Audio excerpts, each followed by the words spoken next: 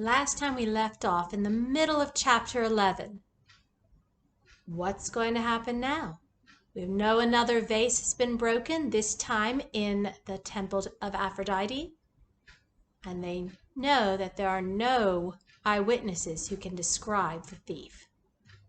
"I'm sure she was alone," said Mistress Fotini. "She was placing an offering at the feet of the goddess. The rest of us were having a meal in the priestess's house. Gaia was with me, so this time no one can say she had anything to do with it." "What time of day did the incident happen?" "Late afternoon. I know because that's when sailors come up from the harbor hoping to catch a glimpse of the priestesses." "Are offerings normally placed in front of the goddess in the afternoon?" Mistress Fotini shook her head. "No, this was a rare occasion. The priestesses usually go into the temple much later, after the evening star is seen in the heavens.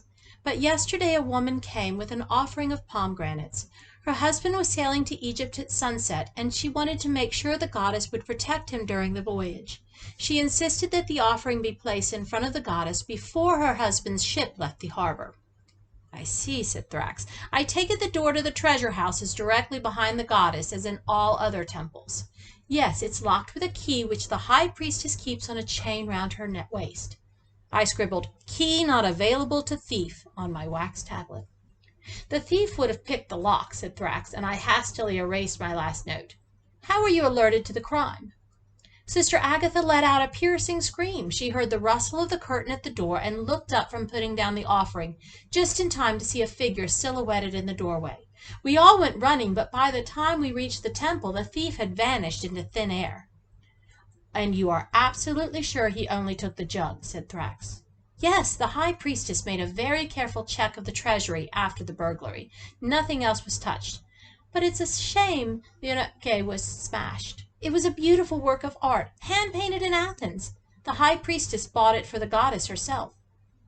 "Could there have been something inside the jug that the thief might have wanted?" asked Thrax. "No. An eunuch is filled with sacred water, oil, or wine during a ritual. Nothing else is ever placed inside it." Thrax stood up to leave as I scribbled "jug empty" on my tablet.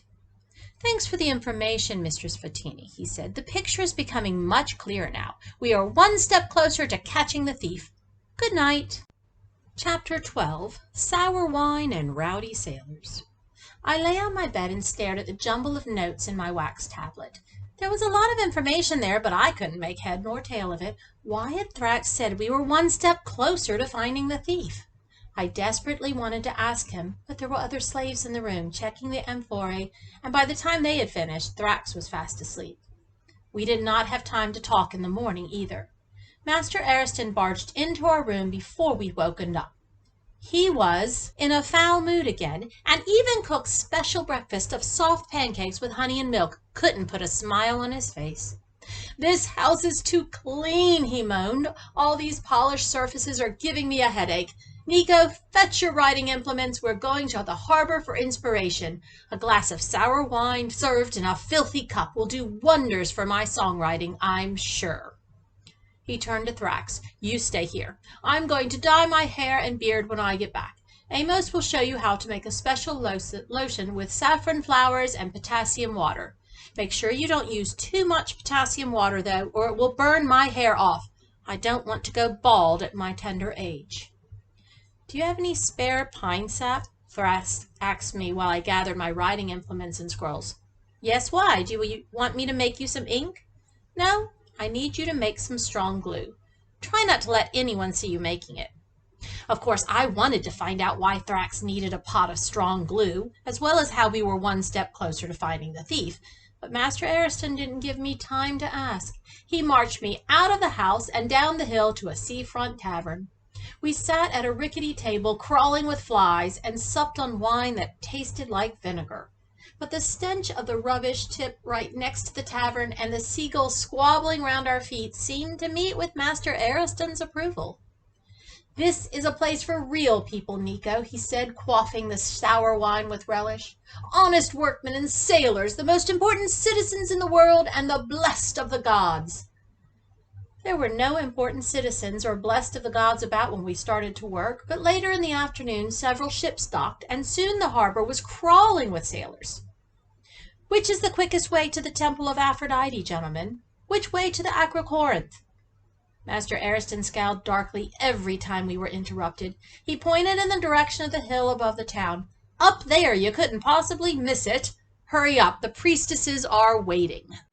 Before long, Master Ariston had had enough interruptions, and we returned home. I expected to find Thrax waiting for Master Ariston with the hair dye, but he was nowhere to be seen. I went to look for him in the kitchen. He said he was going to feed Ariana in the stable, said cook, passing me a small almond cake hot off the brazier.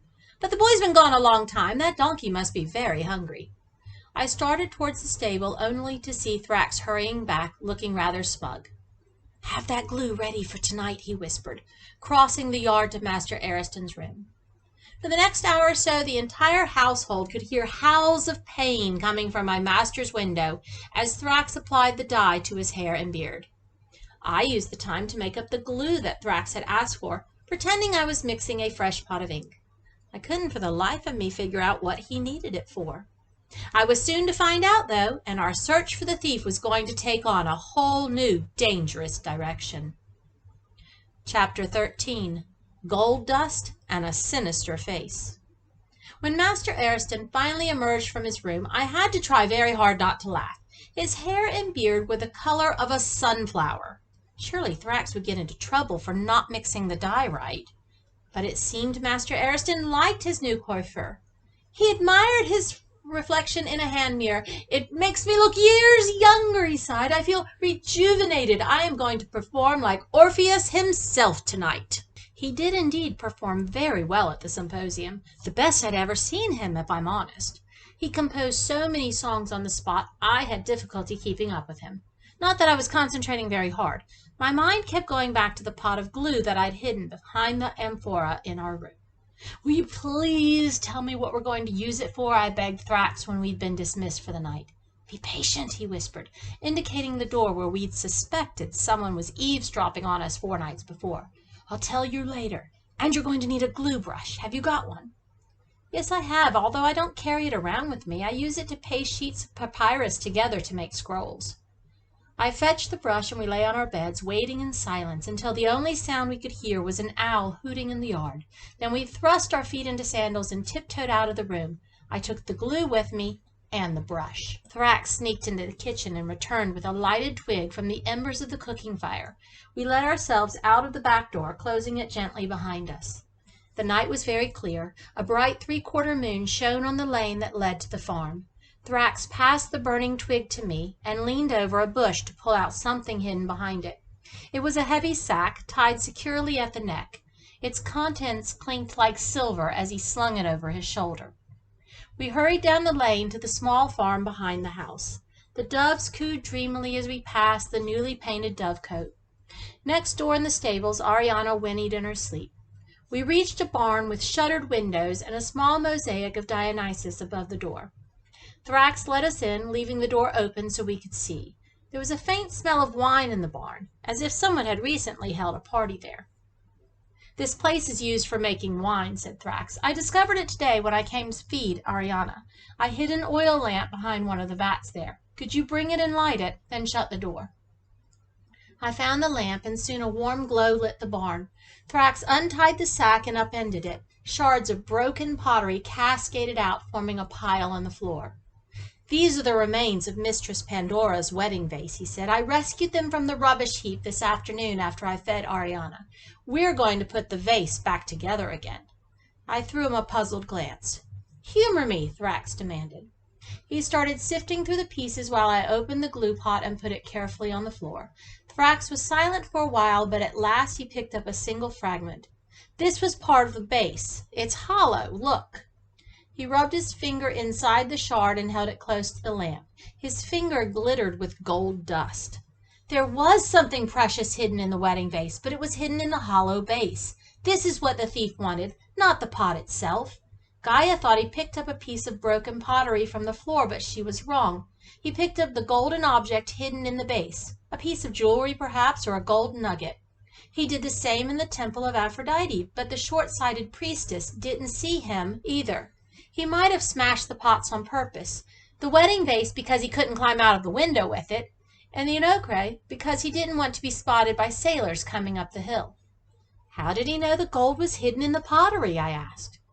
Thrax looked at the fragments scattered on the floor. Let's put the vase back together. It might give us a clue. I moved the lamp closer and we started separating the pieces, making different piles for the various parts of the vase, the rest of the base, the round main section, the curved handles, and the slender neck shaped like a lily. It was a laborious and difficult process, but at last every piece was sorted. I dipped the brush in my glue pot and we started rebuilding the vase. Despite some missing pieces, a lifelike scene slowly formed in front of our eyes. Here was the picture Gaia had described in such detail, a happy bride going to her new home in a horse-drawn cart, the bridegroom holding the reins in strong, well-shaped hands, and all around people giving the happy couple a joyful send-off. The artist who painted this is very gifted, said Thrax, as we put together the slim neck and the large carved handles. I wonder if he signed his work. Not all painters do. We inspected the vase closely, but could see no signature. Perhaps he marked the vase with a little picture, I said. Peleus told us that Scorpius signs his work with a scorpion. Thrax said nothing and turned the vase round slowly in the lamplight, peering at it closely. The lamp guttered, and I was starting to worry it might run out of oil when he turned to me. Eureka! He said. I found it. He traced his fingers over the beautifully drawn figures. This picture is full of symbols. The cart is being pulled by horses instead of donkeys, showing us that the bridegroom comes from a wealthy family. He is holding the reins firmly, which means that he will be a strong head of the family. Look, he has a wide chest and very big shoulders to show that he is healthy. The painter has given the bride a chubby face, telling us that she is in good health too. She will have many babies, hopefully boys. He turned the vase again so we could see the rest of the picture better. Look, there is the goddess Alethea, looking down on the couple from the sky. She is blessing the marriage. There are domestic animals behind the cart too, goats and sheep and geese. They are symbols of prosperity, but look at this. Thrax rotated the vase one more time. Here are friends and neighbors dancing round the wedding cart. They are the sort of people you would expect to see in any district of Athens or Corinth. Young children throwing rose petals, slaves carrying water jugs, and farmers coming home with tools over their shoulders. He brought the flickering lamp right up to the vase. Now, look at the back of the dancing crowd. What do you see? I peered at the spot Thrax had pointed to. A small figure was hopping merrily from one foot to another, holding one hand above its head. It was hardly visible among the other dancers, but there was no denying that scarred face and one glaring eye. It was a Cyclops. Chapter 14. A Gang of Thieves. How odd, I said. The Cyclops is not usually associated with weddings. You're right, Thrax agreed. When you think of the Cyclops, you think of horror and death. I inspected the leering face again. So why did the painter put him in the scene? Could it be his signature? He wasn't painted by the original artist, said Thrax. Look at him closely. He's not drawn with the same assured hand as the rest of the vase, and his outline is slightly thicker. It was made with a different brush from the other figures. I couldn't help admiring Thrax for spotting such a subtle detail. I wouldn't have noticed the difference between the painting styles if I'd stared at the vase the whole day. Then who painted him? The Cyclops is a secret mark to identify the vase, said Thrax. It shows we are dealing with more than one criminal, possibly a whole gang. Here's my theory. Thieves in Athens steal gold or jewelry from wealthy citizens and take it to a pottery where a gang member works. This man hides the stolen loot in the hollow bases of pots, no doubt without the knowledge of the potter, the painter, or the trader, in this case Peleus. He marks the pots with a secret sign that only other gang members will recognize. These are transported to Corinth, where a further member of the gang removes the treasure and glues the base back on the pots. I stared at the Cyclops. But why wasn't the gold simply taken out of the wedding vase in Alcandro's warehouse? Something must have gone wrong with the operation, and the vase left the warehouse before that could happen. Then the thief had no choice but to break into Master Xenon's house to get it. Without warning, we found ourselves in darkness. The lamp had run out of oil. We don't need to light it again, said Thrax. Our work here is done. I opened the door to let in some moonlight, and he put the wedding vase in the sack, slinging it carefully over his shoulder. "Don't forget your glue and brush," he warned, checking the floor to make sure we hadn't left any telltale pieces of pottery. Outside, the doves warbled, and we spotted Amos standing at the dovecote with his back to us. He was holding his hands up to the starry sky as if in prayer, a dove cooing on his left shoulder. Thrax pulled me back into the barn, and we watched in silence. Amos called softly, and a second dove came fluttering down from the sky. It settled in his hands, and he cupped his fingers gently around it, running his thumbs over its glossy feathers. He whispered something to it, which made it coo softly. Then he placed it in the dovecote. Next time, we'll continue the story in the middle of chapter 14 and learn if Thrax's theory is right.